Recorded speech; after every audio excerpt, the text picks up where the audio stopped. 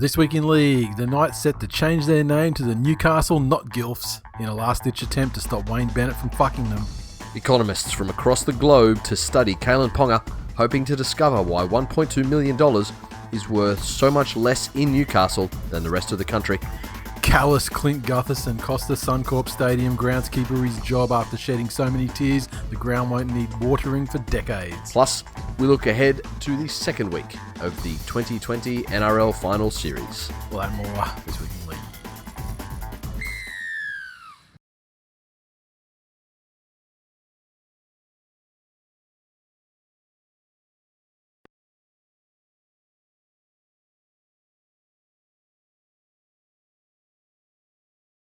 Welcome to episode 371 of This Week in League. I'm Nate. And I'm Jay. Before we get started, I'd like to welcome the new listeners.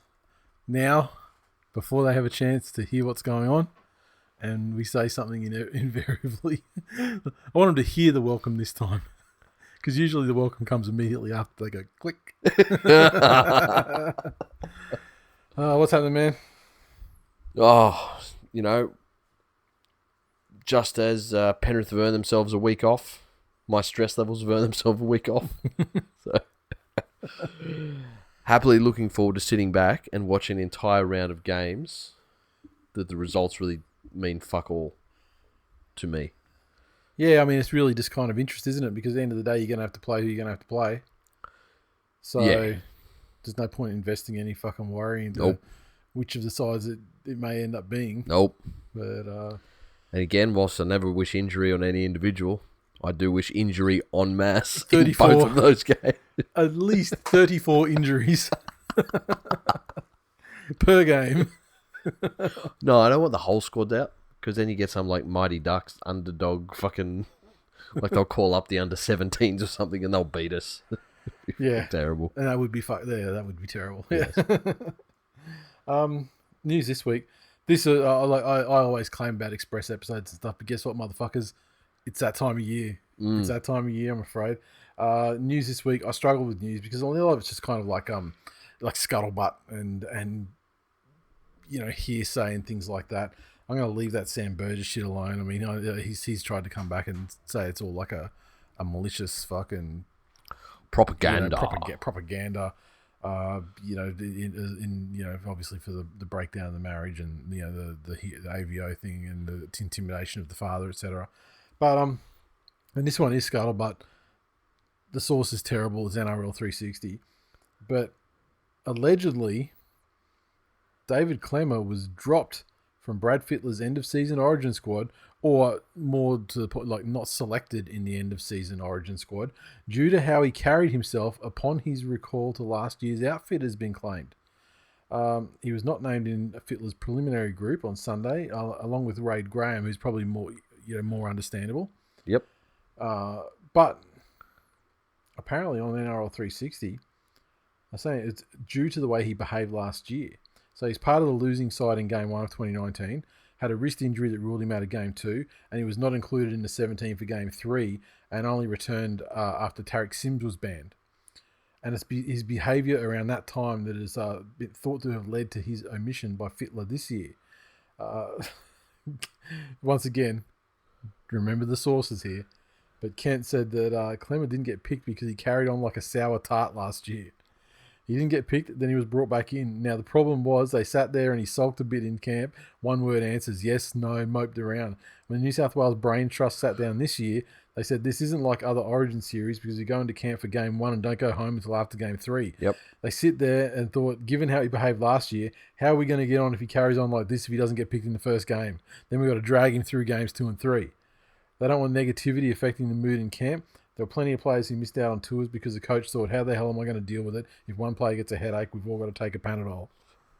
So that's actually a surprisingly good analogy for the little fuckwit. Yeah, and honestly, just look, the David Klemmer that we see is weekly in a in-game situation, and just the way that he reacts to adversity and being challenged. He goes crazy. Yes. Becomes a penalty machine. Yes. And yeah, so I mean, yeah, that was the story earlier today. Mm-hmm. there were a bunch of people who were surprised that he wasn't picked. Yep. And just based on numbers, he was, ahead in a lot of stats that they measure for form-wise, he front rows. hasn't been terrible. It doesn't feel like he's been up to... He hasn't been, but the two stats that he didn't shine in were exactly as you suggested. He gives away more penalties than anyone that they've already put in. Yep. Or anyone else that's realistically in contention for it. Yeah. So pretty much anyone in the game. Any Origin relevant player in the game. Exactly. Yep. And gets put on his back more often. Yeah, okay. Than anyone that he was competing for a spot against. Yep. Which is important given this will be an Origin series played under the new rules. Again. That's it. And I think fitness and conditioning will be a massive factor. Yeah, agree. So, and look, this is probably an opportune time, and I'm sure most people have read about it. But there's new regulations around Origin this year, obviously being the camp at the end of the year, where they select their 28, 28? 28, I think. 28. To go into Origin camp, and they are the only people that are allowed to play. Yep. Which is why it's come up that, well, if we take Clemmer in... Yeah. And we don't and he pick doesn't him, make the 17 for the first game, then then you've got, and that's a fucking cancer in your group. Yeah, you got a grumpy cunt, and that's going to be so key. I mean, and it's going to make the first game so fucking important because if you can put an absolute if New South Wales, like hypothetically speaking, in the best case scenario, can do what they did to Queensland in Perth, if they can do that again, there's no wholesale changes to stop the head fucking. Yeah, exactly. They've just got to they've got to wallow in that shit for a week. Exactly. And then turn around and then cop another one. Spot on. Fucking spot on. So, and I can't see it happening the other way just because Queensland do seem to be starved of healthy talent this year. But, talent period, and then a lot of guys that would get picked are injured. So, that's it. So, and they're particularly thin in places, like centres, for example. And look, on that, how many times, and Origin is the Hollywood story of sport. If there is ever a sporting event that's dying for a fucking underdog story. Yes. Like the one in the fatty the Super League one. To this day, I've never actually watched those games. I only listened to them. Yeah, okay. Because I was in Japan at the time, so Dad sent me tapes of the Roy and HG tapes. Yeah, okay. Like he taped off the radio for me, and I'm there like, apart from some of the obvious ones like Salt and Vinegar and stuff like that, I haven't got no fucking idea who half of these cunts are they're referring to. Exactly. I don't know what the nicknames mean. So I'm like, it sounds exciting and all, as exciting as a fucking 2-0 game can be. Yeah. But I got no idea who any of these cunts they're referring to are. And how many times has State of Origin been won or had momentum shift by players wanting a ball more, running to dive on a loose ball. Yep. And when New South Wales started to turn around that culture, funnily enough, it was Josh Reynolds that was instrumental in that. Yep. He was that little fucking terrier that was on everything and would challenge every single play and would fucking tooth and claw for every centimetre of territory he could get. Yep. The enigma that he is. It's what these kids will do. Didn't apply the same diligence towards like pregnancy tests and fucking gynecology visits. And sonograms and shit. But man, loose ball in Origin, he's fucking in there. He charged down the doctor when he was trying to give the pap smear. Yep. When it came to feminine medical needs, he was just like Ben Craig, just fucking backpedaling. So I don't think that's a massive shock that Clemmer hasn't been picked. And also you've got these, the advent of other guys this year, like Junior Polo and fucking and like RCG and fucking Leota, and like and guys like this that are much more adapted. Statistically seem to be much more adapted to the style of game that's going to be played under this year. I think as long as you can manage his minutes, I think Junior Paulo is a fucking definite weapon. Almost the anti-Papali. Yeah. If you want to look at it that exactly, way. with Papali probably being better conditioned at the moment. Yeah. I still like Paul. I think he'll be fine though. RCG, I'm not convinced about at Origin level. Yeah. Only because what worries me is his ticker. And he's got a little bit of the late game Aaron Woods about him. Jeez, that's very fucking insulting. Little bit. I said a little bit of the late game, as in not all the time, and he doesn't do it for the first, stint or second stint that he's on. He's come on all right this year, I think. He has, but I don't think he's Origin ready. Yeah. I don't know. We shall see. In Freddie, we trust.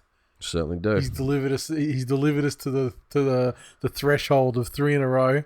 Well, the other positive thing, the 3-peat, like going into a camp where you're allowed to take 28, no more. Yep. And then no matter what happens, you have to use those players. You have to field a team with those players. Yep. How great a position are New South Wales in when potentially, right? So we'll have Keary and Cleary in the halves. And Cody Walker will be in that squad as well. Without a shadow of a doubt. We were talking about what do you do about centres? Then you've got imagine Whiten and Walker. Yeah, because that's how they're gonna jam Whiten into the centres again. That's it for sure. And if you can jam Whiten into the centres, Cody Walker's style of gameplay. Yeah, and imagine just having like this team of halves, but just like this team of fucking giant running sixes, but also like incredible fucking ball skills. Yeah. Just putting everyone through every fucking thing. Yeah, it's something that I'd often pondered on, and when talking to people about where's the next evolution of the game. Yep. One thing that constantly comes up is a move away from specialist playmakers. Well, you think about the centre position now. It's one of probably the least specialised position on the field at the That's moment. it. Yeah. So if you can jam, and the most dangerous centres are the ones that have the most half-like skills, like those guys that can just drop a ball onto their foot and put something back inside. Yep. Those sorts of guys. Yeah. Fucking 80-0. Yeah, I mean, because Queensland, they put Ben Hunt in fucking centre then, I guess. Because they'll be rolling with Cherry and Munster for sure, and then Harry Grantson is going to be in the squad, and so I would take him over any other Queensland fucking hooker at the moment. Yeah, I mean Jake Friend will probably be under consideration as well. Yep. Once he becomes available, but I think if you're staring down the barrel of a 3-peat, then why? Yeah. Just pull the fucking band-aid off and go, look, Harry Grant's obviously going to be a first-grade hooker next year. Yep. Let's install him now. He's proven he's nearly the best hooker in the comp this year in his first fucking year at it. So, yeah. Interesting times. And as long as we win, I don't mind how these interesting times fall into place. Speaking of the Storms, Melbourne was hit with a $10,000 breach notice for time wasting on Tuesday after Saturday's match against Parramatta was halted by the referee under instruction from a Storm trainer, so Sully could be treated for cramp. $10,000 is a great fucking investment in the future of your club. Yeah. In that year. Yeah. $10,000. That's exactly. That's pocket change to the poorest club. Yep. And if the game wasn't close enough that this was a thing. I mean, the from my recollection of it, because I haven't actually gone and specifically watched the replay, my recollection was he was sort of around halfway, and then by this point the Eels had sort of got it over the other side of the field, and they were maybe on the 40. Yeah. Like it wasn't like they weren't like pressing the line or anything Correct. like that. So it wasn't like that, outrageous. But if the game had been that close, if it had been like then that's a wonderful investment in the future of your club in the competition. Spot on, 100%. And it's just, and I don't feel like it's cheating per se. It's more like a gamesmanship sort of thing, because at the end of the day, the referee has to decide to fucking stop things. Yes. And my God, the Cumminses and the way that they have fucking analed the refereeing ranks in this fucking country, and and there was some Ashley Klein shit going on. Like, motherfuckers just, like, not knowing the rules shit. Yeah. Like, the referee not, like... And so, so at the end of the day, if these are the fucking potato referees you're going to install, then clever clubs, of which the Storm are probably the cleverest... Yep. They can fucking manipulate these feeble-minded Now, here's morons. the thing. Is there something that is known to trainers and referees alike that if trainers give a certain signal, then the referee must, is it like a fucking HIA? Or if they say something, they must stop the game? Because if not... The trainers should signal when it's a serious injury. Okay. Like, now, if the player goes down... and their flailing manifests suspicions of an ACL. Yeah. Who is to put the who is to speculate what the mindset of the trainer is at that point? Yeah. If they're going into something with no information. Yep. But they see the player rolling around in a position where it looks like it's agony. a certain knee injury. Yep. It's agony. It's a knee. Yep. And like, it could be a hamstring cramp or exactly. a calf cramp. That's it. But I mean, when there's calf cramps, they're saying they're straightening their leg out and they're sort of like bending their foot back. But yeah. So what I'm trying to get at here is, I was always under the impression, maybe this is just an old wives' tale I'd heard. Yep. That the referee wouldn't stop the game. Yep. If a player from the defensive team was down behind the play. Yeah. The only time they would stop play was if the play was heading towards that player. Yeah. And they could be run over. Yep. And that's when their team has the ball. Yeah, but then what happened? So what happened then is that people were like, complaining about, why aren't the referees stopping the game when this player's fucking, Yeah, I know, but so now the situation is the trainer can motion to the referee to stop the game when the doctor needs to come on. Okay. So once again, which again, understandable. Once again, it's still like it's still an honor system, really, because you can go through the pantomime of the trainer going, "Fuck, this looks bad. Stop the play, doctor. I think we've got an ACL." Wink. Yeah. And even if it's a neutral doctor, he can come out and then go, "Nah, it's not. It's just fine. a cramp. He's all good. Walk it off." It doesn't, but you unless you can't keep a poker face. If you can keep a poker face, you can say, "Look, I had like the way he was on the ground, and I saw him go down." There's an easy fix. There's an easy fucking fix. If a trainer motions to the referee to stop the game, then that player must be interchanged. Yeah. And it's not an HIA interchange because it's not an HIA. It costs them. That's it. Yeah. That's it. Simple. Fucking stop that shit real quick. That's more of a deterrent than $10,000 is to the club. Yeah. Yeah. I would agree. $10,000. $10,000 is nothing. $10,000 is like your wife going, okay, you can go and fuck as many girls as you want, but they've got to have the same hair color as me. Yeah. Really? Oh, gee. Okay. Damn. You mean I got to go and fuck all those redheads? All right. It's a burden. I begrudgingly shoulder it. I will undertake this arduous task with which you have bestowed upon me. Hello, girl from Mad Men. What are you doing? I'll tell you what she'd be doing. Oh, the things she'd be doing. Filing for a restraining order. Yeah, but she'd be limping to the courthouse. I don't know. Let's go, Nate Burgess. Tigers. Benji Marshall, who I guess now can speak under conditions of unemployment. Correct. He's a fan, allegedly, of Michael Maguire's tough love coaching style, but fears it may have backfired on the team. He's coached the side for the last 2 years, and he's now been given free rein to overhaul the roster as the club power brokers desperately try and turn the merger team into a finals force. He's fallen out with certain players, most notably Ryan Madison, who walked out on the Tigers at the end of last season. Marshall, who's been let go and now faces an uncertain future, says many players don't respond well to the coaching style. From a guy like Madge, who only knows one way of we're going to train as hard as we can, we're going to get as fit as we can, and it doesn't matter what it takes to get to that, we're going to build mental toughness. And I really enjoyed that, Benji said.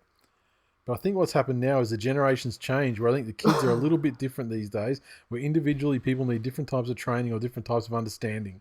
Some people don't handle tough love, and understanding that is probably the biggest challenge that Madge is going to have for next year.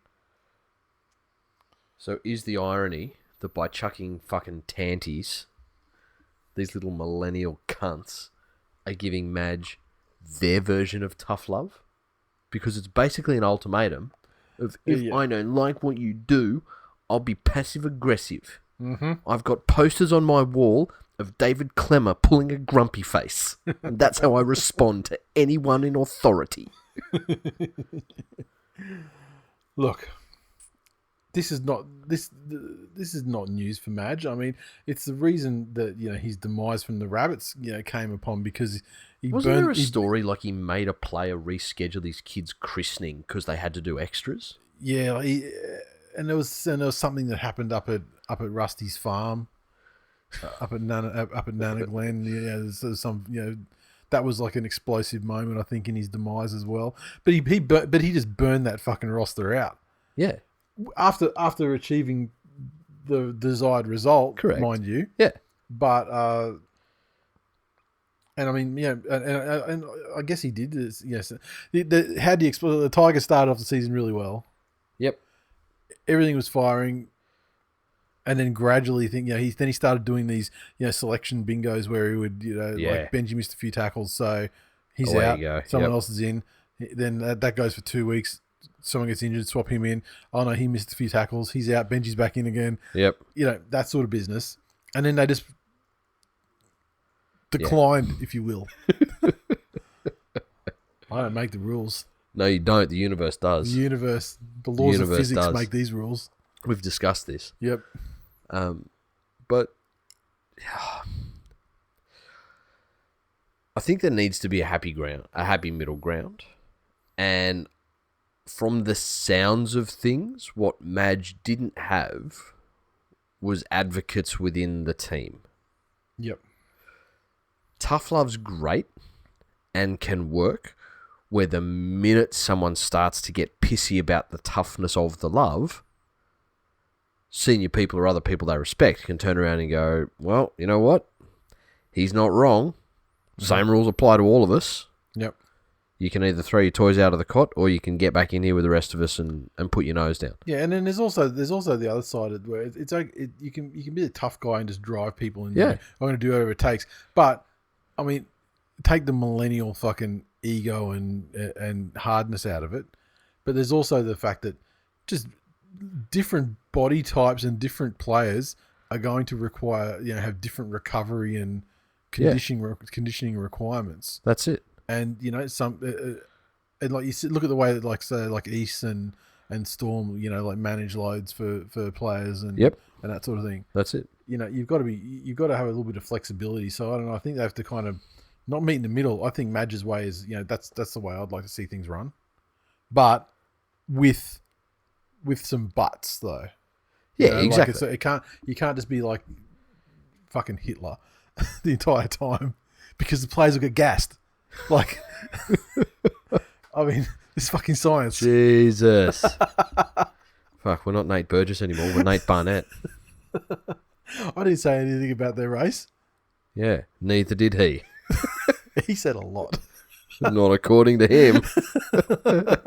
Well, I mean, he's not here to defend himself now, is he? He wasn't there to defend a couple of times on the weekend either. No. Here's the thing. I think the first step forward for the majority of clubs is to fuck off player contracts in their current form. Yep. I still hold that the player contracts and the way that they so heavily favour the player are a blight on the skill level and talent pool of the game. Mm-hmm. And if there was the option for clubs to drop players and have either, financial advantages to that or no financial penalties, Yep.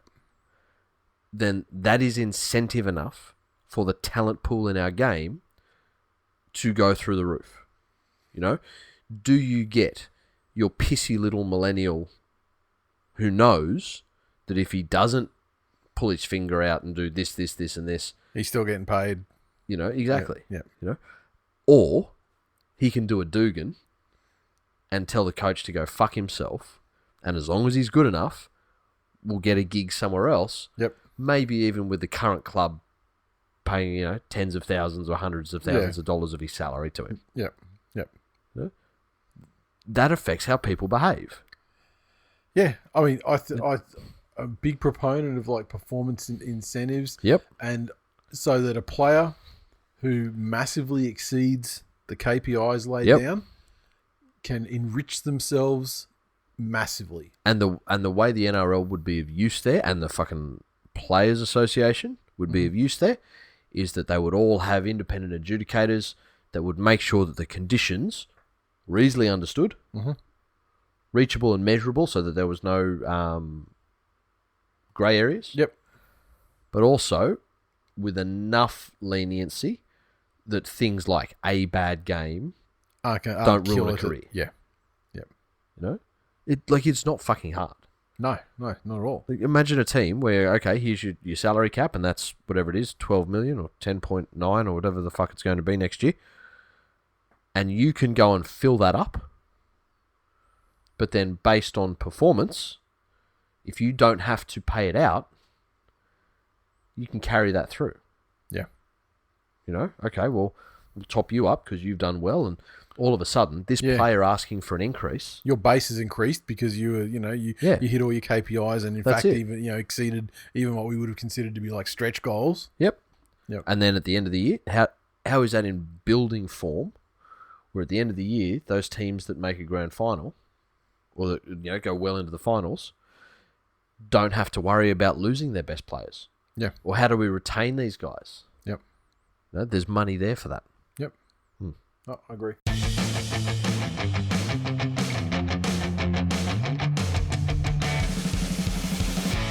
Okay, the recaps for the first week of the finals, and the first game on Friday night was the Penrith Panthers 29, defeating the Sydney Roosters 28 at Panthers Stadium. The Panthers' tries came in the form of Mansour, Crichton, and a hat-trick to Nathan Cleary.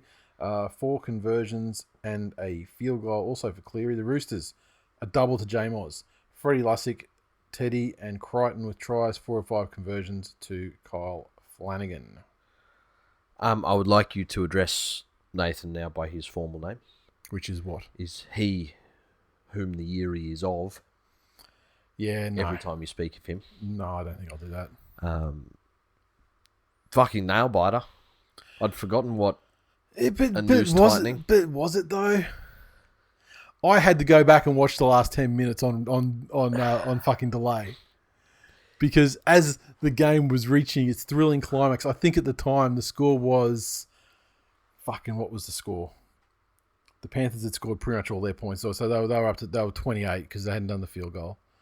So it was 28, and maybe the Roosters were maybe 16 at this point.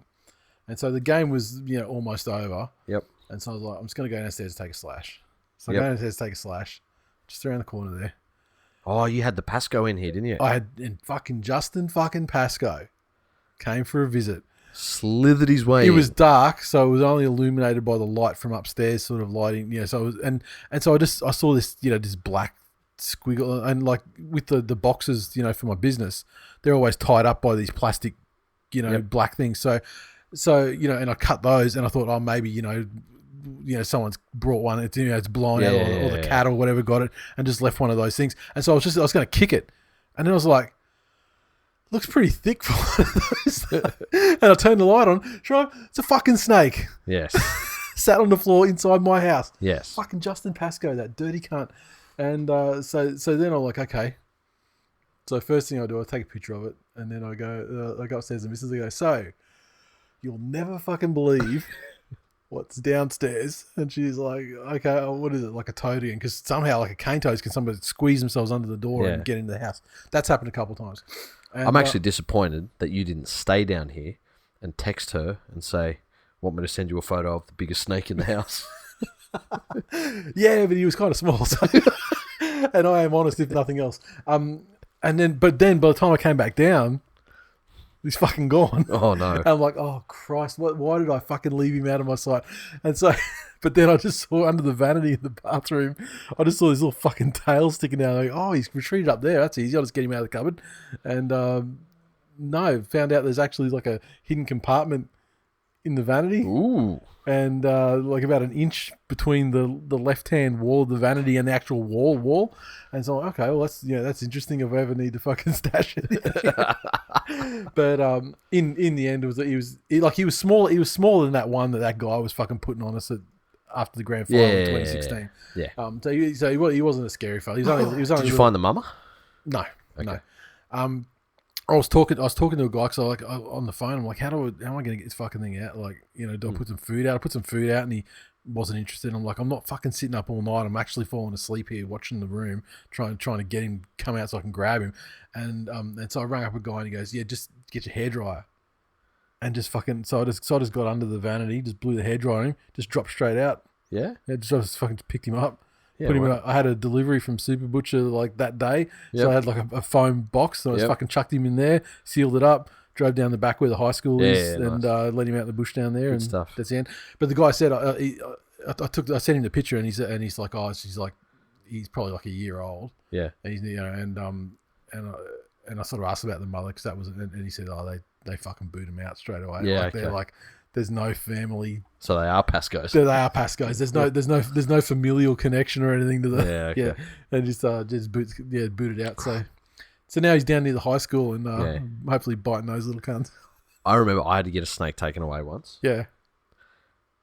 And the guy came around and he did it, and he goes, so as part of the service, like we've got that one. He goes, as part of the service, I'll check your roof for you. Oh, okay. And I'm like, what do you mean? Because it was an old Queenslander. Yeah. And he's like, well, generally, if you live in Queensland, yeah, there's a snake in your roof. And I'm like, fucking what? And he goes, it's just the way it goes. So yeah, came down. There were 3 of them up there. Wow. Not huge, and just little pythons. Yeah. But he said it's about tree height. It's warm. It's dark. It's cozy. Yeah. So it's just I can only imagine that I must have left the roller door up longer than usual, and somehow this little guy's come crawling along and going, oh yeah, and gone in there and then come through under the door there. Yeah. But it's fucking baffling. Still baffling to me. Like I've never seen a snake around here. Nice. So, but yeah. And, I don't really care if I see another one again. I mean, if it's a little carpet snake, I don't give a fuck. Yeah. I mean, there's nothing here to eat except the dog and the cat and, I'd throw the cat at it. And, she's old. She's had a good life. Yeah, exactly. But yeah, it was interesting. So anyway, I had to go back and, moral of the story, the game was well and truly over at that point when I went on that little expedition, and then so later, then I had to pull out the highlights to see what happened in the last 10 minutes. I'm like, oh well, it actually became somewhat of a game. But even so, it wasn't like, not really, because it wasn't like it was 28-all and a field goal. It was like the field goal did put him up by 7 with no time left, really. Correct. So it was kind of over by that point. Yeah, there were a couple of things that made it scarier. There was the Panthers of years gone by PTSD, where games like that they would have folded. There was the fact that this was a younger team, and haven't had a challenge like that, for a long time this year. So just through knowledge and experience, they did look a little bit out of sorts, and somebody mentioned it in the tweets of the show, but they looked a little bit shaken at the end of that game. Then you add into that very often in those situations they were their own worst enemy. Yep. And you get stuff like Naden grabbing the kickoff when it hadn't gone the 10. Yeah. And I will 100% get on there that referees should know the rules. Fucking players should too. You know, Yeah. that you got to hope that was a brain snap, and that everyone has now had it fucking drilled into them that if the ball has not gone the 10, you can't touch it, or it's a penalty. Yep. To the other team. But apart from that, I was really happy with how they handled the start the Roosters had. That part of it showed the mental toughness of, well, we trust ourselves over 80 minutes. Yeah. There was a lot to like out of this game. There was, we can have a team come at us hard, and the Roosters are a quality team. Yeah, and I mean, like the Roosters, remember, were coming off like that 60-point loss to the Rabbits, and I think that they actually, in the second half of this game, I think they actually found themselves again. Yes. And so I think that going forward, when they get some play, and remember they didn't have Jake Friend there. Yep. I mean, there was some omissions that they just didn't have with them as well. Yeah, correct. So I think that apart from like losing the game, I don't think they'd be that unhappy, and I feel like they kind of found themselves and redeemed themselves from the week before by the end of that game. So the other pleasing thing is, I think that the boys can take a lot out of this, that they went up against a final series Roosters. Yeah, that's the defending premiers. Yep. With a lot of those guys are the best in their position in the league. Yep. And they went up against them, and they played their own brand of football, and it came off. Luai was absolutely extraordinary. I thought Luai was by far the best player on the Panthers side. By far. I mean, Cleary, goes into the books with 3 tries, but all of them. And the field goal, the glory moment, yeah. All of the, but see, the thing, it wasn't locked up. It was just like a sealing the game. Yeah, no, I know. It But wasn't I'm saying, glorious. like, when you look at the highlights of that game. Yeah. But I mean, like, he was like just falling on the end of those fucking things that were created by, by your Luais and people like that. I'll tell you, the downside for the Panthers, and it's, they're going to have to deal with the consequences of this next game. Like, Kickout's a fucking idiot. Yeah, he is. He's a fucking idiot. Yep. Damaging runner close to the line, and his presence is great because it enables guys like Crichton to fucking like to have defenders in two minds. To have defenders like 2 guys watching him, and like all season, Crichton and Mansour have harvested the benefits of that. Correct. But fucking he got done. He got done for one thing, but it was one of many things that were like 5 centimeters away from fucking being done for as well. Yeah. Like charging out at guys with a massive swinging arm and just whizzing past them and swinging the arm so hard that he's almost done a 360, come around and got him in the back of the head with it, because it was like just like, I understand the passion and like he feels he needs to be like an enforcey sort of guy, but holy shit, dude, cool your shit. He's also in a forward pack at the moment where, he gets a lot of the accolades, and he's the big name. Yep. But I get the impression distinctly that he doesn't feel like he's earned anything. And by that I mean, there's guys that he's alongside, like Fisher Harris and Martin, who's sort of like, yeah, okay, cunt, cool. Go on your fucking decoy runs. We are the fucking engine of this place. And they are. But that is true. Exactly. It's 100% true. Exactly. So I feel that there's a little, he's trying to play a little bit of tough guy catch up. Yeah. Because Fish is out there like, but they're not tough guys, like in the sense that like they're not trying to put shit on people and No, they're not grubby cunts. Yeah. But they are just legit. They will go at you. They will pick who they're gonna fucking dominate. Yeah. And okay, it's you, and I'm just coming at you all night. Like it won't stop, and just over and over and over. I think one of the biggest fucking weak points in the Penrith chain is if they get to the grand final and they get whoever they're playing just fucking start working on Kickout's brain. Yep. And you end up fucking losing because you only got 12 guys on the field. We'll be a man down for 60 minutes. And I hadn't seen it like fully emerge into this game, and I think it's just like the pressure cooker and the hype, hyped up and everything. And he's just got to fucking chill. And here's the thing, I can see his development. Yep. So I'm not, I am mad at you, but I don't know if you cast your mind back when we had Kikau on one side and Harawira on the other. And it came out that we were losing Harawira. Yep. I put it out there that I would have preferred to lose Kikau and keep him. Yeah. Not for any sort of schoolgirl shenanigans. Because just imagine the TikToks. But more so, because Kikau would fade in and out of games. Yeah. Whereas Haruiranara was there, he was present, he was always on, he was always that effort player. Yep. And I think Kikau's just come along and he's just trying to stamp a place for himself in that side. Stamped a place on the bench. And the problem is, I mean, he's going to find out the week after next, is that, as we've seen through the season, sure, TWiL doesn't get players in two minds and things like that as a decoy runner, but he'll still score all those same tries that Kikau scores. Yeah, exactly. Like, exactly same try. Exactly. He'll fit into the system. So Kikau needs to cool his shit because TWiL ain't trying to take people's heads off. Yeah, exactly. At all. And this, hopefully it almost works in reverse. Hopefully whoever we play in the qualifier just sleeps almost, on him. Yes, ignores. I can't imagine that one of TWiL. Unless you're somehow playing the Eels, I think the other coaches are never going to let players sleep like that. I don't know. However, Arthur, I mean, Yeah, that's it. No love for Brad Arthur. But yeah, again, the guys dug down when it mattered and came back from a tough start. Yep. Clawed their way back into the game. And in the end, it turned out it wasn't actually a tough start. It was actually setting the script for every fucking game. Yeah. On the weekend, yeah. almost. Yeah. That's it. On to the tweets. An old one-eyed tiger said, Rugby League remains undefeated. A quality game to kick off the final series. Hashtag fuck the Broncos. Nathan said, those who are denying the hashtag Yeary of Cleary are Trump-voting anti-vaxxer fucktards that think COVID is a scam.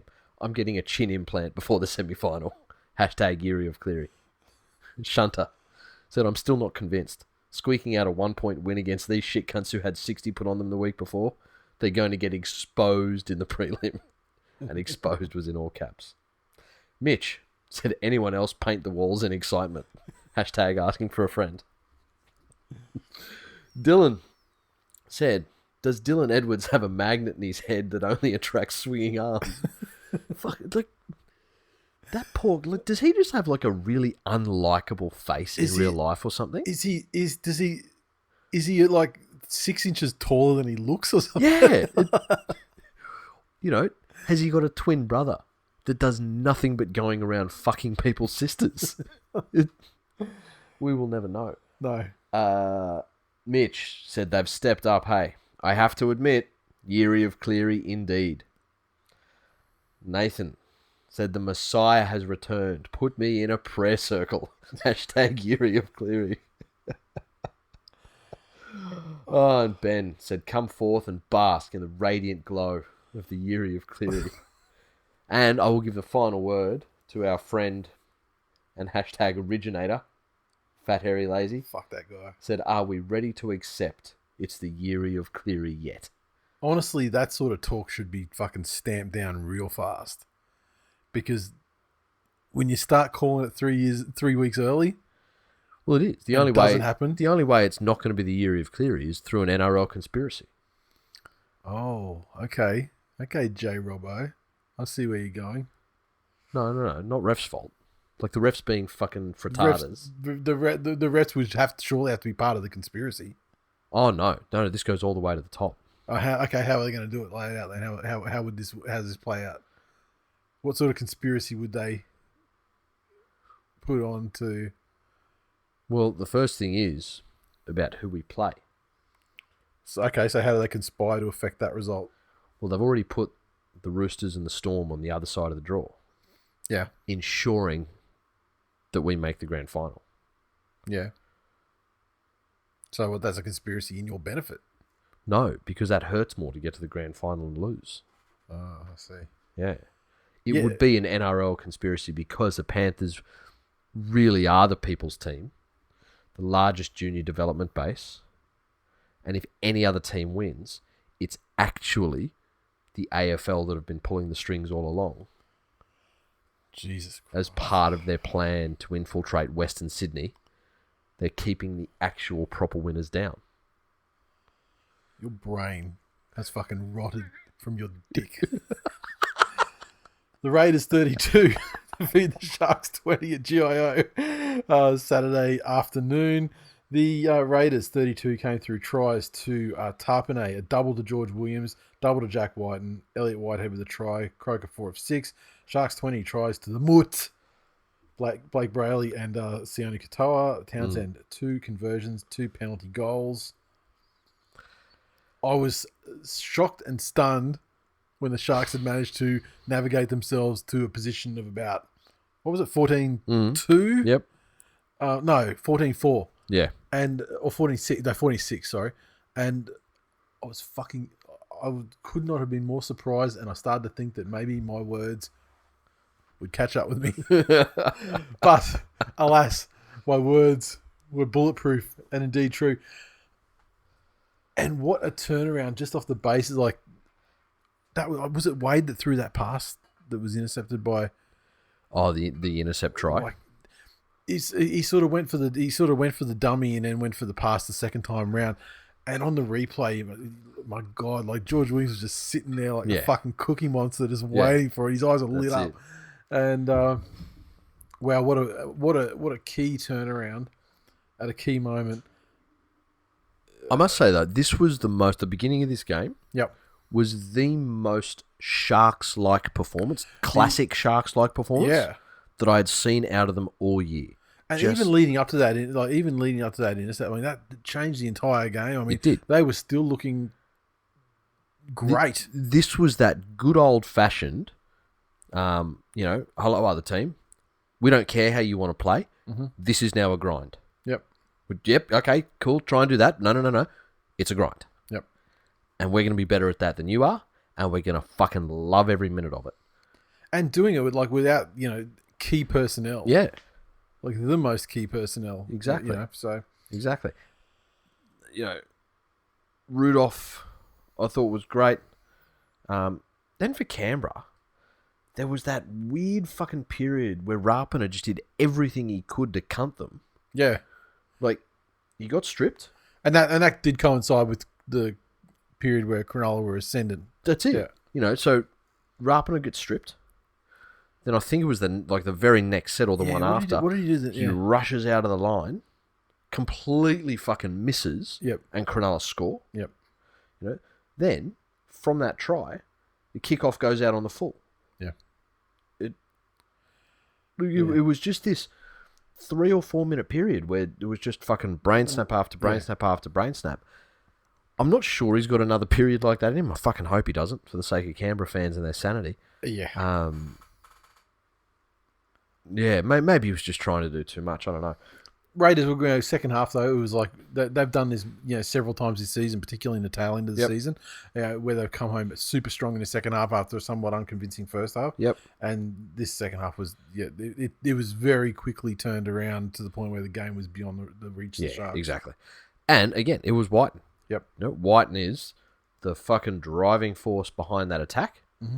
He is an opportunistic player, as the little fucking tap showed. Have you got a definitive opinion on that?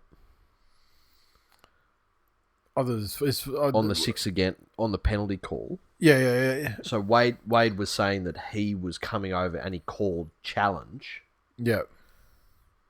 And did you actually hear it though? No. And like the way I see things these days is when players say something was said, like the game is so fucking mic'd that you can usually hear. Oh, sorry. I didn't hear it, but I also didn't not hear it.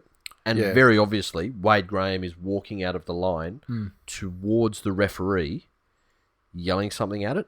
And I've pondered this, and I don't know where I sit. Yeah, the thing is, first thing is, yes, there's that time period with which you must challenge. But having that time period open, it is kind of at odds of when you're eligible to take a quick tap and go. Yeah. You do it without consultation. I mean, you're further than 10 meters out, then you can do it. So yeah, I mean, I know what you're saying. So this is the thing. On one side, it's probably the first time it's ever come up. Exactly, and it's probably the one scenario that the challenge system doesn't accommodate. And in this year of fucking Rona, when we're trying new things, do you know if they came down with a ruling or like how they're going to deal with them in future? I don't. I think because if they if they come down with a ruling on the side of Wade Graham, then that means that the quick tap is all, pretty much dead. As long as you have a challenge. Yeah. But it also then... But you can also spend a challenge on some frivolous shit. That's it. Just to prevent that, what I mean? Like to save your line, Exactly. So... like I said, I've pondered this and I don't know where I fell on it. In terms of, is it fucking eat a dick, Wade, play the whistle? Yeah, maybe a quick tap just overrides the challenge period because it's one of those things that's instant. That's not a challengeable penalty. Yeah, okay, well that makes sense. I mean, we saw that in the later game as well. Yeah. And but if he's obviously that far out of the line, screaming challenge, challenge, challenge. Yeah. Is there that sportsmanship side of things where the referee's like, because how many times does someone go to take a quick tap and the referee stops them, turns to another player that's talking to them, and says, get back in the line? Generally speaking, though, they do stop it when it's like, the players from the attacking team are in front of the guy who wants to take the tap, and it's usually for those sorts of reasons. Interesting to ponder, though. I'm very happy to hear other people's thoughts. Yes, I would like to hear those as well. And, more so from not a fan of either team. Yeah. Yep. Here's some tweets.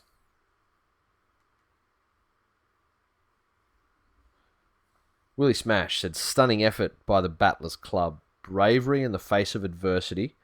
Reveling in the underdog tag. Genuine premiership contenders next year. Up, up. Hashtag fuck the Broncos. Mitch said, oh well, that was okay for a rebuild year. I'm off to watch the implosion in the Para supporters group I troll. Where the fuck did this thing come from, Sharks fans, that this was a rebuild year for you? It's because they're the worst team in the history of finals football. That's why. So it's actually not a rebuild year. You're just fucking garbage at managing injuries and having any depth. Yep. And you also, go for the fucking quick dick solution, thinking that you've won trades. Yep. Blissfully unaware that the long schlong of fucking father time is slowly slithering up your noose and severing people's hamstrings. Yep. Mitch, also different Mitch, said, as a Sharks fan, I've learned 5 things this year. 1, they're shit cunts. 2, Dugan is an oversized man baby. 3, Fafita is 76% fat cunt and 14% biscuit. 4, it's hard being a Sharks fan. 5, fuck the Broncos. Nice. Next up, we have the Melbourne Storm 36 defeated the Parramatta Eels 24 at Suncorp Stadium. The Storm's 36 came through tries to Vunivalu, a double to Pappenhausen, Adokar, Bromwich, Brenko, Lior with tries, 6 of 6 conversions for Cameron Smith. The Eels 24 came through tries to Nathan Brown, Clint Gutherson, Blake Ferguson, Sean Lane, and 4 of 4 conversions to Mitch Moses. First thing I would say is that I feel like the Eels put in a performance that's far more like they were earlier this season. This is, I think, is the most the most Eels-like performance based on who they think they are. Yep. That we've seen in months, probably. Yeah, and across the board, there are a couple of teams that went into this probably not in the sort of form, or that people would have said they weren't in the sort of form that they would have liked to have been in. Yep. But I think finals made the cream rise to the top. The Roosters are now the Roosters again. Yep. And the Eels are now playing that style of football that they were playing when they were leading the comp for a good period of time. Yep. Exactly. And most teams this round did rise to the occasion. Yeah. But the Storm, though, fucking hell, what a performance from Pappenhausen and Adokar. Yeah. When the Eels had raced out, once again, team raced out to a lead, predominantly off the back of just, fuck ups from Melbourne. Yep. This game, more than many, they sort of gave them the early points. Yes. But those two guys just put, like, every time they touch the ball, they look dangerous. And the bringing the ball back from kicks, it's like every time you thought, fucking, here we go, something's going to happen. Yeah. And it's one of the best performances, I think, from a back three. Obviously, Sully was, well behind the other two. Oh, but he's also, you remember he had like that Oh, That yeah. What year was that? 2018. Would you call it a plateau, or it was a little bit of a decline, wasn't it? Well, that was like last year and this year. I would say Yeah. yeah. But I mean, it was kind of with the remember that year 2018. That was a strange year where the Storm were all of a sudden really expansive, and like their attack was way better than it was the year before. Yeah. And then it seemed to have gone, fallen back again. And it's probably, it coincides with the departure of Kronk maybe, Yep. or, Yeah, whatever. But that's it. so it's 2017, I think, yep. So. Yeah, but here's the thing. West Tigers fans, have you actually watched any of your own team's games at all this year? And the Melbourne Storm's games. Because I do not fucking understand how you can look at that game and see Josh Adokar and watch West Tigers games and see the gaping fucking holes around David Nofaluma that leak fucking more tries than anywhere else on the planet, and be upset when Melbourne say, okay, we'll give you this guy, but we want that guy. Have you even fucking been on Twitter or Facebook and seen Sharks and Panthers fans crapping on at each other about who won the trade when this is the most clear-cut fucking trade win in the history of the game? Like, part of it could be, right? Part of it could be that you have to give the Melbourne Storm a fucking stat deck signed by your whole club saying that the Storm won the trade, and no one would think the Storm won the trade.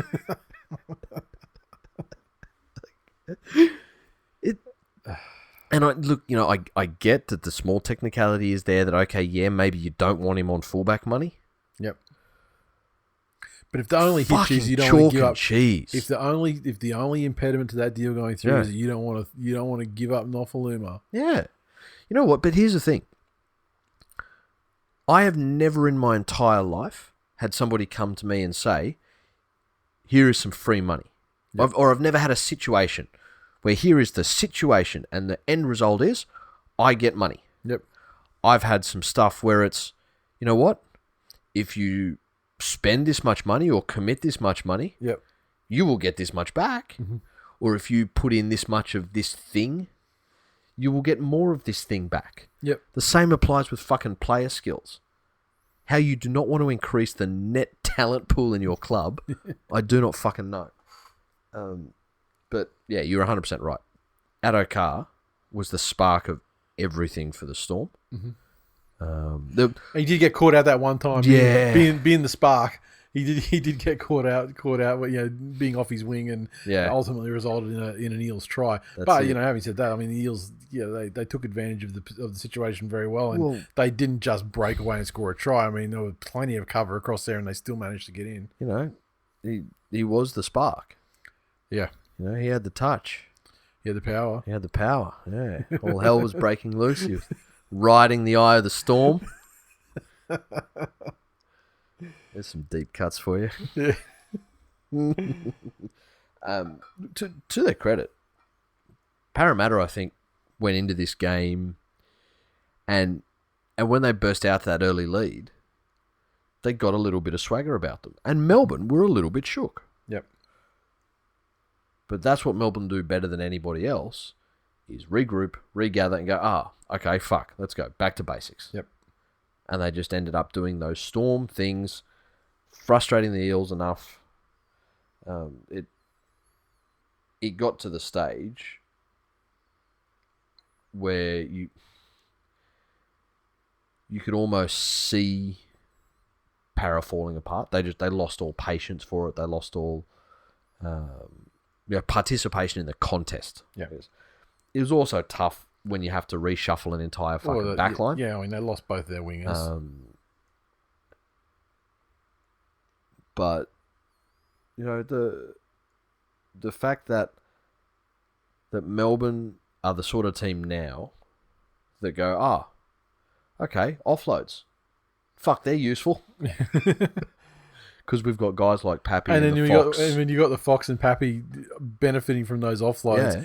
and it's pretty much shut the gate at that point. But you know, in that whole team, I'm a little bit of an Olin stan. Yeah, well, I mean, he's fucking great too, Yeah. and he's in a completely different way. Exactly. I mean, the dude like is a remorseless fucking hitting machine. This is the thing. I don't think it's any secret. I love a fucking workhorse. Yep. And I have seen you can see his footy IQ getting bigger this year. Yep. He's making fewer shit mistakes. Yep. You know, where he's caught out and fuck no, I shouldn't be here. Yep. Turning into a fucking brilliant centre. But look, the Eels lost the game, but I think I think they'll feel a bit better about their style of play, and they've kind of recaptured what they have lost. But the flip side of that is they're probably going into the rest of the season without, maybe without Ferguson, and definitely without Sivo. Yeah, that's it. And a side that is fairly heavily reliant on Sivo. Yep. Oh, any side these days. You back three. You know, and you said it. The back three were the catalyst there for Melbourne. Yep. You look at Penrith and you take out what Mansour and Toto do in terms of starting sets. Yep. Any team. Your back three is so fucking crucial. From Facebook. And also, there's just the importance of Dylan Brown as well. Is that's a large part of the reason why the Eels look better as well. Yep, that's it. John from the Facebook group said, both wingers gone, struggling to fill gaps, will limp into next week and probably be dusted. See you in 2021. There you go. Hayden, positive, man. Hayden said, King Gutho that. If there's one person I hate more than Cameron Smith, it's him for being such a sookie cunt. Yes. Fucking detest sookie cunts. Mitchell Greason said, I hate those purple cheating cunts with every fibre in my being. Hashtag purple cunts don't deserve rights. Hashtag fuck the Broncos. Stephen said, we were two good kick chasers from causing an upset. Those 2 tries by the Storm off our kicks were just backbreaking. I think that is a fairly concise and potentially inaccurate way to describe it. But yeah, the Storm do have that way of fucking capitalising on your mistakes. Yeah. Just at the right time to break your heart. Yep. Christopher said, suck a dick, Eels. You carried on for more than half the season like you had already won the comp. You get what you deserved. Nice. Sharky Dave said, Melbourne way better than Para, but still behind Penrith. Yes. And as a man who has supported the Sharks, lives in Sydney, but has never attended a Sharks game, I would suggest that he knows everything there is to know about the sport. So, fantastic work, Sharky Dave. Lee said, what a superstar Pappenhausen is. No Billy Slater, but fuck he's good.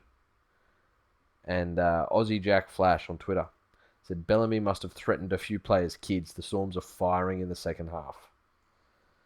Haha. The Rabbitohs 46 defeat the Knights 20 at ANZ Stadium. The Rabbits 46 came in the form of tries to Corey Allen, Cody Walker, Cameron Murray, Damien Cook, a double to AJ and a double to Totola. 5 of 7 conversions to Reynolds, one from Dane Gagai, and a penalty goal to Reynolds. The Knights, a double to Hyman Hunt. Brad, that was an accident. Hyman Hunt. Bradman Best, another try. Ponga, 2 conversions and a penalty goal. And Aiden Guerra with the best, possibly the in history. Yeah. The best retiring forward Yeah. goal. Fucking sideline as they come. Yeah. And it never looked like missing. He fucking nailed it. Exactly. I mean, usually those courtesy goals are given to retiring forwards. They're dead in front. Yep. But I mean, and when they're not dead in front, Yep. they're just butchered. Yeah. But he fucking nailed it. Amazing. This one's one-way traffic, really. I mean, the Knights had it. The Knights, as was the script of the weekend, they had a great, bright, positive start, and they looked like, oh well, this is the best form of the Knights we're getting in this game. That's it. They've lifted for the finals, and then fucking milkshake merchant. Yes. You'll listen to us one day. That's all I'm going to say. Mm. I'm sure I'm sure there's obviously a very good player in there, possibly a great player in there, but people want to shit on fucking what's his name, the TWiL out in the wing. Yep. They want to shit on. Ponga throws the Benji fucking pass. Yeah. To lose possession when they were on attack. Yeah. deep in attack. Yep. And they're up 14-0 at that point, I think. And then there's a situation where he doesn't collect the bomb and it sort of touches him, bounces over his head, goes into touch. Yep. From that point on, one-way traffic. Yeah, exactly. And here's the thing. I'll echo what you said. I know we throw a lot of shit at Kalen Ponga, tongue in cheek. The reality is, he's been paid on hype. Mm-hmm. And if you look at the modern fullback in the game, how much difference is there in terms of skill set? No, I just mean skill set. Yep. Between Ponga and Dufty. Yeah. You know? Can throw a fucking glorious Harbour Bridge cutout pass. Yep. You know? Can put it on the fucking chest of a winger. Yep. Which is a skill so fucking specialised, you know, that it's unthinkable. Yeah. You know, try doing that at fucking half the speed. Do it in your backyard from half the distance. Yeah. Paint a dot on your fence. And then run as fast as you can. And try and hit it with a ball. Yep. It's fucking hard. Yep. You know, I'm not trying to take that away. But at 1.2, what does he offer you that's more than somebody like Dufty? Yeah. You know, is it diffusing bombs better than... No. Can't do that. Can't do that. You know, being where he needs to be as a defensive fullback all the fucking time. I saw one of the first 2 or 3 tries where he was in frame. Yeah. You know, like there was an Alex Johnson one, I think, where no one else was in frame and he was the only one that actually got a hand on him. Yeah. But there were other ones where he was not even in frame. Yeah, that's like it. He wasn't covering at all. So there's some work to be done in terms of how he plays his game off the ball, I think. And I think the other negative thing for the club is that what goes along with being a $1.2 million player is starting to get to him because he's a fucking kid. Yep. He is a fucking kid who his entire life has been told how amazing he is. Mm-hmm. You know, with good reason. Was in rep sides growing up. Yep. Was the best player in any team he played in, you know, as a kid. And now all of a sudden he's got the big money. And to play like that in front of everybody, that does something to your identity. Yep. You know? So the club need to fix him. Or realistically, you end up with another fucking Ben Hunt on your hands. Yep. That's the danger to Kalen Ponga. And that would be really fucking sad. Because there is a potentially great player there. You're 100% right. Yep. South's on the other hand. But his mistakes would literally change the entire momentum of the game. Yeah. And South, they put 60 on their oldest enemy, top 4 enemy, the week before. Yep. Their attack is better than it's been in... it was great that year Seabold had them. Yep. But holy fuck, it's great now. Yep. And considering the fact that there's the likes of James Roberts and Latrell Mitchell aren't there, Yeah. it's unfucking believable what they're doing with this with the players that they have there at the moment. Yep. Damien Cook, as a New South Wales fan, fucking praise the Lord. That he did his little scoot out of dummy half for a try. Origin Damien Cook is back. Yes. He fucking he pretty much turned the game for them Yep. as well. Origin Damien Cook fucking appeared and was just unstoppable. And I love it when he goes down with what seems to be a fucking knee injury or a hamstring injury. Yeah. He's limping. He's punching the ground. And then and he literally, the next time he's in dummy half, fucking massive scoot to fucking set him up again.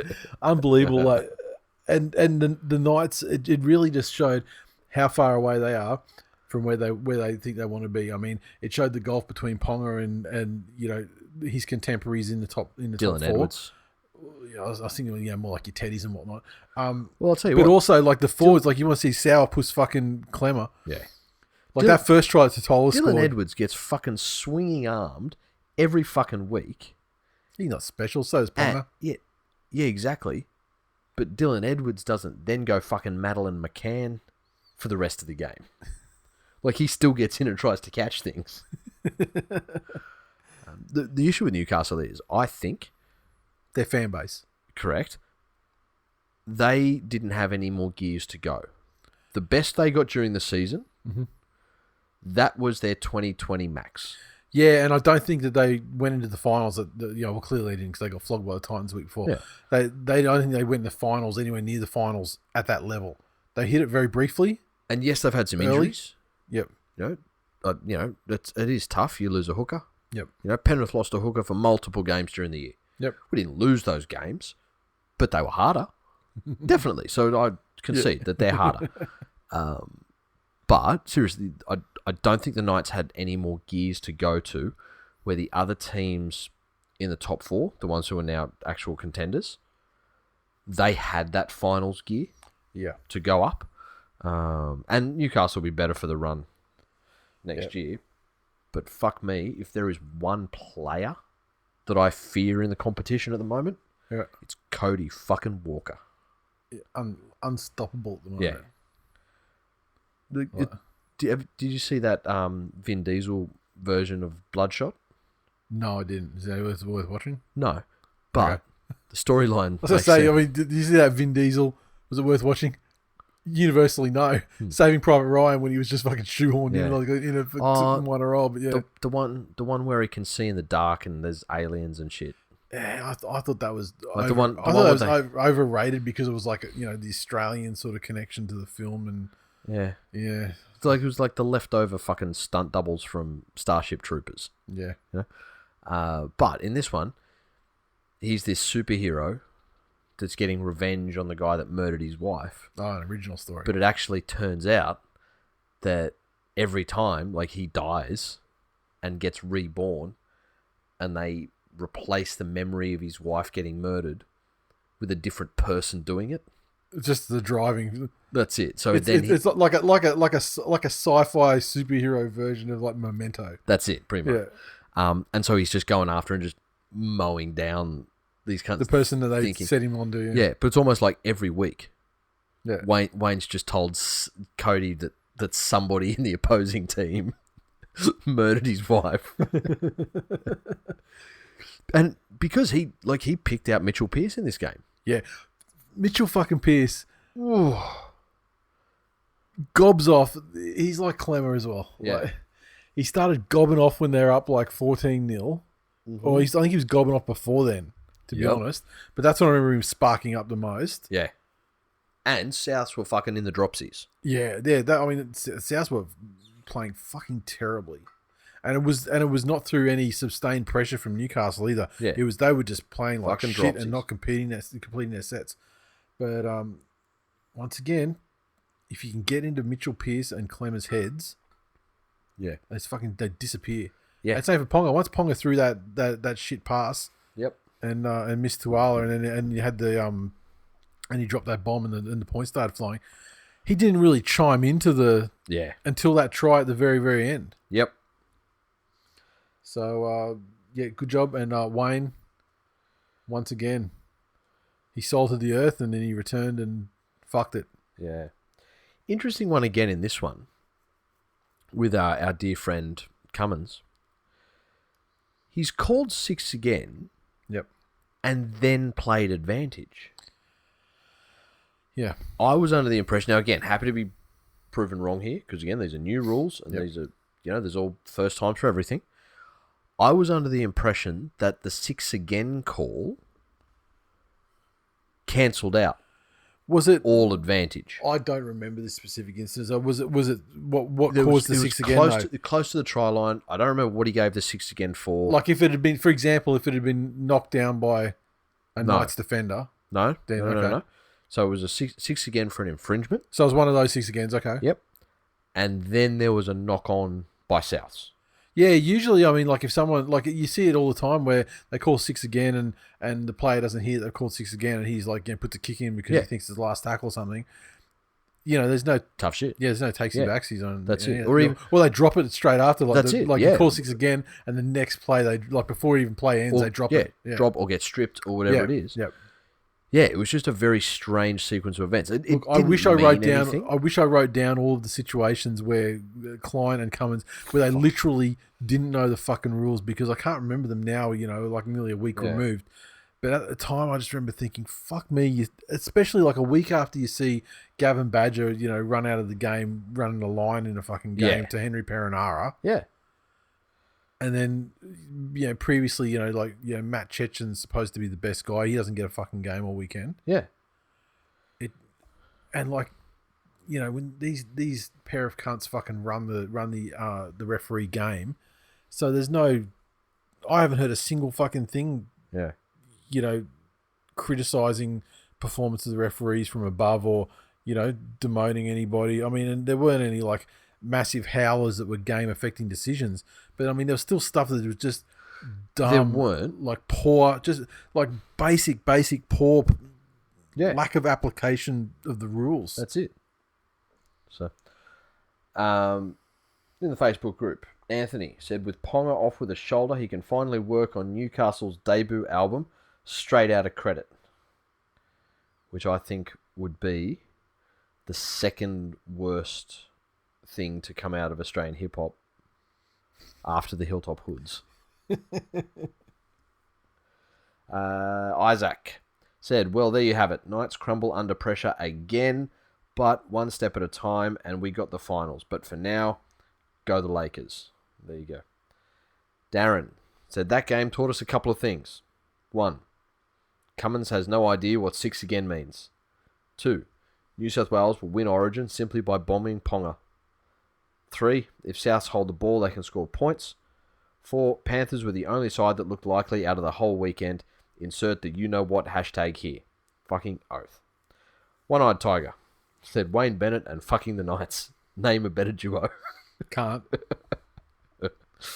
Joel said, not only do my Knights play like garbage, they score on the buzzer to fuck my 29.5 Souths bet to let me down one last time. Oh, that's fucking painful, man. That's what you get for fucking betting so heavily against your team. Yeah. Danny said, should have seen this coming. First finals in 7 years, and we play like fucking Gronks. Thankfully, the Eels should deal with these cunts next week. Also, Cummins is a fucking dickhead. Yeah, I'm not so sure the Eels have got what it takes to beat Souths. And Devonhead said, I just want to give all the credit to Kalen Ponga, and he added him in here because he's not a fucking coward. Yep. On such a great game. Really showed the doubters he's worth all the hype. And then tagged us. So hopefully Kalen's listening to the episode this week. And as I said, we ain't mad at you. No. You didn't demand the money. We want the best. We want That's it. Yep. We want the best for the game. Yep. You fucking secret Ranger hype merchant.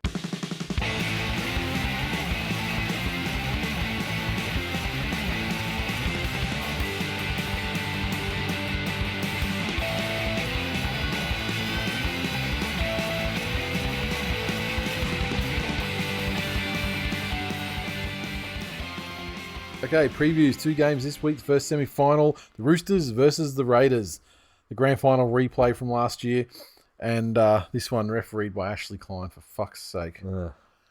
So, the Rooster side, Friend returns. SPW returns. Do you really need Sonny Bill? Sonny Bill ain't Sonny Bill no more. Lussick's out of the side. Nat Butcher on the reserves.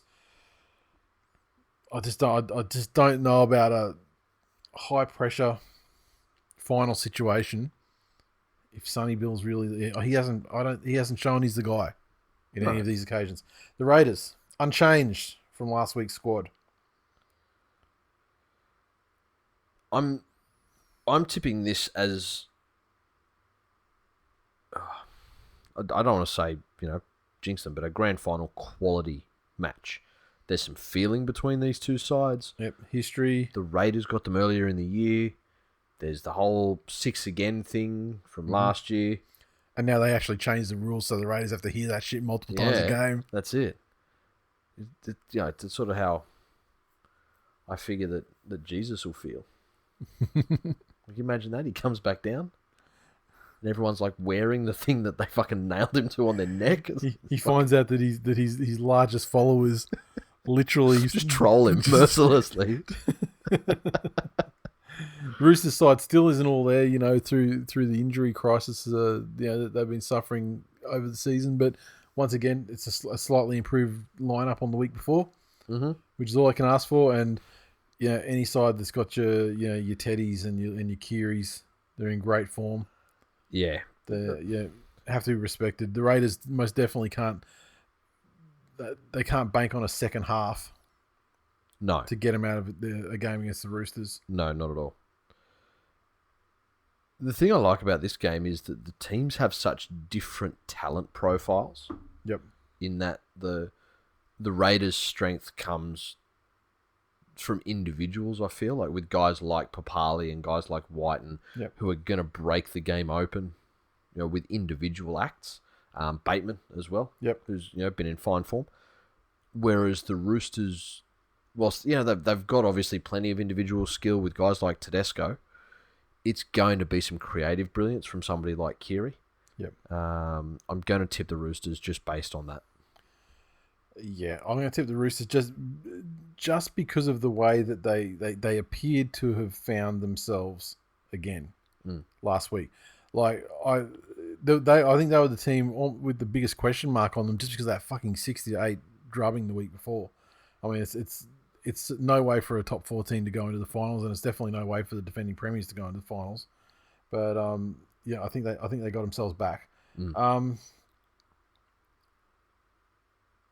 Jake Friend's a big in, although I do feel that Freddie Lussick acquitted himself fairly well. Yep. But at the end of the day, like a kid that's played a handful of games is never going to be that's a replacement for an experienced campaigner. Mm-hmm. I would agree as well that I think it's going to be the Roosters. But you know what? I love the fact that we've got a final series where it's not an obvious thing to pick. Spot on. The second semi-final for the round, the Eels take on the Rabbitohs at Bankwest Stadium. Mm-hmm. Jared Sutton referee these fucking cunts. The Eels. Ferguson's been named, but he's still iffy whether he's going to turn up or not. George Jennings comes in to replace Micah Sivo. Mm-hmm. And Nukore, he's pretty much gone, isn't he? Oh, he's 2 weeks suspended, so he's back for a grand final if they make it so far. The Rabbitohs. No inclusions or omissions. However, they've benched Liam Knight and put Sewer on to start. Yeah, okay. The Rabbitohs were completely the masters of their own destiny last week, and by that I mean when the game was going against them, it was 100% on the back of their own errors and lack of respect for the ball. Yep. And then when that turned around, it was on them doing the right things at the right time. Para go into this one severely understaffed and probably smarting a little bit from squandering the start they had against the Roosters. Yep. I think over the course of 80 minutes, there's too much strike power in the Rabbits. I feel like if it becomes a shootout, the Rabbits have got far more than enough points in them to win that. And the other thing is, I mean, like the Storm, like absolutely raped, the wing of Sivo. Yes. Once he was gone. It's too much to ask George Jennings to come in. Yeah. In a do or die final. Yep. And to develop instant combination in a side that, remember he hasn't played with almost all season. Yeah, spot on. Because he's been with New Zealand. Things like that are going to be very easily exploited by rampant motherfuckers like Cody Walker. Yeah. Yeah, I'm tipping South here. Yeah, I don't think it's a question. I mean, Parramatta may find that defence. But, man, I don't know. Yeah. I don't know. I think that Parramatta can keep it close for a long time. Yep. But once players start to get tired, especially their key players in the forward start to get tired a little bit, Damien Cook starts running amok. Yeah. And if he runs amok at all, then everything's going to come off the back of that. Spot on.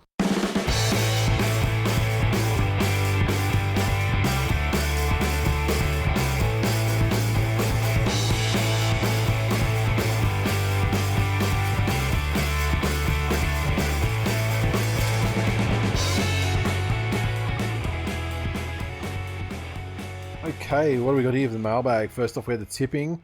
JBB maintains the lead on very close differential, actually, over King Kong And it's the two of them, 2-horse race at the moment. Benny 89 is in third by himself. Then we've got a bit of a logjam. We go Mrs. Whistle, Daniel Stewart, Warm S, East West Arabian Swamp Echidnas, and Jangles, followed by Kane and Nightmare rounding out the top 10. Well done. The mailbag, Chris says, Jay, do you have the same feeling about the 2020 Panthers as you did about the 03 Penrith side? Clearly the best team all year, but written off by experts. Yes, I get the similarities. I certainly do. I don't think Panthers have really been written off by anyone, though. The happy narrative for the entire media is that they're too young, they're too inexperienced. Yeah, but I'm saying, like, I haven't heard that at all. I haven't seen anyone say that. Well, yeah, by your own admission, you don't listen to any NRL media. I mean, I read the sites and stuff, though. Yeah, just and all these headlines, all the headlines. That's why you haven't heard it. But all the headlines are blowing them. There's no one saying that, like, no, not at all. Every article is basically special interest blowing them. The narrative is that they keep winning despite not really supposed to. Yeah, I think that's a narrative written and propagated in Penrith fan groups. No, not at all. The Penrith fan groups that I'm in are pretty much, Jesus fucking Christ, have you seen our fucking fan groups? But I think that's every fucking fan group, to be honest. Yeah, I get it, because you're right. They were, minor premiers, form team going into the first week of the finals, yet still, Storm are the favourites to win. The thing where I think that comparison falls down is that in that time, we had some amazing on-field leadership and seniority. Like, you look at that 2003 Penrith team, and you had Gower, you had Gerds out in the centre, you had Luke Prittis at 9. Yep. Either one of those guys could have been the leader of a premiership team in terms of, I'll fucking keep everyone together when shit gets tough. Yep. The heroics that either one of those three showed are worthy of their own Hall of Fame. But yeah, I do get what you're saying. But this time I feel it may be a tiny bit justified. Mitch said, can we get a huge happy birthday to the most special member of TWiL Nation on his most special day? Of course, I left this one in the mailbag because I wanted to remember doing it on the show, even though we did it on the group as well. Happy birthday, Timmy. He goes back. Happy birthday. Goes back a long way. And we love him. And so happy birthday, big fella. Josh says, will Cam Smith put his grubby tactics away next week when he has 75 points loading? First question. I think Cam Smith's going to do what he's going to do. I mean, like, dangerous throws are just that, Yeah. They're often just accidents of timing and other players involved and things like that. I mean, I don't think he'll go in thinking too much about it. Like, the pure physics of it is that Cam Smith really can't lift anyone else on their head and drive them into the turf. Yeah. But who knows what that fucking grubby cunt thinks. Yep. And are you annoyed that hashtag flick for kick isn't playing next week? Yeah, well, obviously I'd like him to be playing. He's a fantastic player. He's an impact player, and he seems made for finals football. But as Nate said, and I agreed with in the game review, he's a fucking loose cunt at the moment. Mm-hmm. And maybe this is what he needs to help temper that spirit. You just need to give him a bit of fucking ketamine or something. That's it. Before he takes the field next time. Exactly. Just a microdose. Yes. Take that cunt off him. And Cameron says, I'd like it officially noted that Queensland teams are unbeaten at the end of week 1 of the finals, so all your Blues supporters can eat a dick. Fair enough. Well, yeah, I guess you're unbeaten, but you're unparticipating as well. I mean, yeah, you've got a 0% loss rate, but you've got a 0% win rate as well. Yeah. So, and if you're trying to claim Storm as a Queensland team, well, yeah, exactly. That's it. Full time for 371. Thanks for listening, everyone. As always, on Twitter at TWiL League. on facebook.com/This Week in League. Spread the word. Hit the like button. Share the posts around. Help a brother out. Our Facebook community, #TWiL Nation. You can go to Facebook. It's facebook.com/groups/TWiL Nation. And if you'd like to support the show, make sure you drop us a rating and a review on Apple Podcasts. And if you want to go the extra mile, our digital memberships are still available and can be picked up anytime for only $3.99 a week. And we actually had a fucking review on iTunes, and I don't know where I put it. Oh. But on Apple Podcasts. So How good. Let me try and find it real quickly. So you can fill for a minute while I'm just opening up the podcast app and trying to fucking... Look, I'm good at filling for a minute. Yeah. Generally gets me into fucking trouble, though. What sort of trouble would that be? Oh, with a capital T. Maybe I'm the biggest T. T cells. Yes, because obviously this week you are HIV positive. Well, look, I'm trying to do everything I can. And I'm really just hoping that the Make-A-Wish Foundation doesn't have age limits. And my wish will be to meet Cameron Smith and James Tedesco, and I'll get them into my hospital bed, and then one after the other I will rape them and give them both AIDS. And so no matter who Penrith meet in the finals, that will be how we overcome the AFL conspiracy to have not Penrith win. Okay. And I can't find that review, so I'll run it out next week. But thanks for the review. It's not showing up in the store, so I think that Have you been in a different country again? No, I feel like that the service that monitors the reviews and the rankings from all around the world. Yes.